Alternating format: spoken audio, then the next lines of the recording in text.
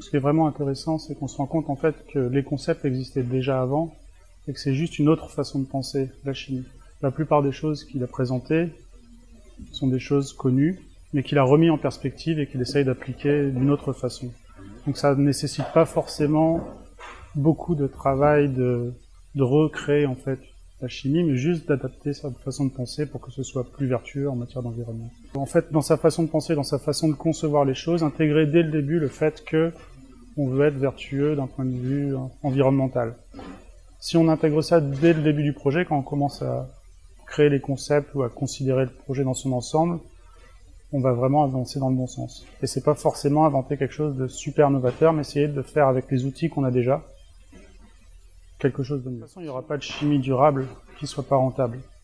On sera forcément en compétition avec des procédés qui existent depuis longtemps, avec des procédés qui ont des coûts vraiment faibles. Si on veut se vendre, il y a deux solutions. Soit on se met au niveau du prix équivalent à ce qui existe déjà, soit on crée quelque chose de tellement mieux que les personnes sont prêtes à mettre un premium, à payer un peu plus cher pour avoir ce produit.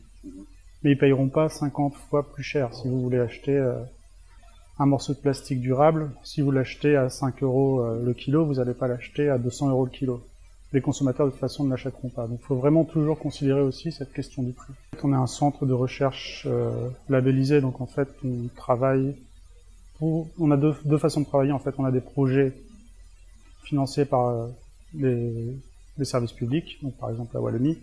On a aussi beaucoup de projets où en fait des industriels nous appellent, n'ont pas forcément la connaissance dans ce sujet, et nous disent on a un problème, on a tel problème, est-ce que vous avez les connaissances et l'équipement pour nous le résoudre? Ou alors on a tel produit qui marche pas très bien, on aimerait savoir pourquoi.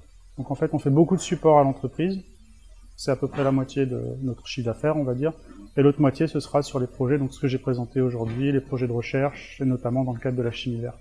Oui, tous les projets publics sur lesquels on travaille, ou tout du moins une grande majorité, incluent des industriels qui ont été déjà sensibilisés à ça.